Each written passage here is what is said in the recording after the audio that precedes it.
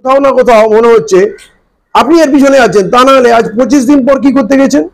আপনার রাজ্যে এই পরিমাণ অত্যাচার চলছে, আপনি 25 দিন পর কেন গেলেন? এর আগে রাজ্যপাল চলে গেল, একশো এক বিজেপি নেতা চলে গেল, গিয়ে আগুন লাগালো, সবকিছু করলো, আপনি 25 দিন পরে গেছেন। এখন আপনি মানুষের বাড়িতে যাননি, আপনি আপনার অফিসে বলছেন যারা ভিকটিম তারা এসে তাদের কথা বলুক। আপনার অফিসে কারা আসতে পারবে? তৃণমূল যাদের পারমিশন দেবে। কারণ সাহস আছে আপনার সামনে এসে কথা? এখন তো পিকচার ক্লিয়ার হচ্ছে, উনি এই আন্দোলনের চরম বিরোধী। এই আন্দোলন উনি হতে দেবেন না বলেছেন, দিল্লি যেতে বলেছেন। এবং আজকে যেটা বললেন, কেউ যদি গুলোগুলি করে তাহলে আমার থেকে খারাপ কেউ হবে না, আমি সব থেকে বড় শত্রু হব তাদের। তাহলে যখন উনি এতটাই কট্টর এই আন্দোলন হতে দেবেন না, তাহলে ওনার তৃণমূলের 4-5টা ছেলেকে ঢুকিয়ে বা 10টা ছেলেকে ঢুকিয়ে মিছিলের মধ্যে গন্ডগোল পাকিয়ে দেওয়া, ইট পাটকেল ছোড়া, মারপিট করা, এগুলো করাতেই পারেন। সেই বাহানায় পুলিশের সঙ্গে ক্ল্যাশ হলো, মারপিট হলো, আলটিমেটলি আন্দোলন থেমে গেল।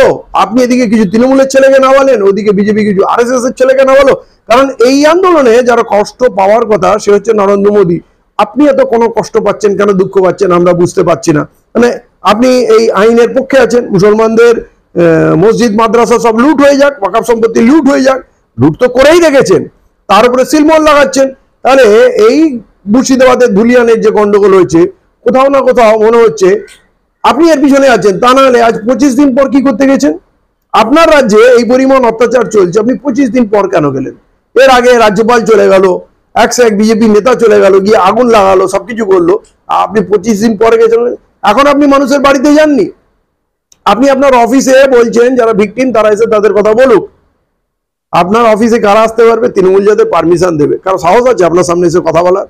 তাহলে আপনি একটা ছলনা করলেন, মানুষের দুঃখ দেখতে আপনি যাননি, কিন্তু আগে এইসব হুঙ্কার টুঙ্কার দিচ্ছেন, ধমকি টমকি দিচ্ছেন। তো এর ফল কি হবে আপনি আগামী দিনে বুঝতে পারবেন।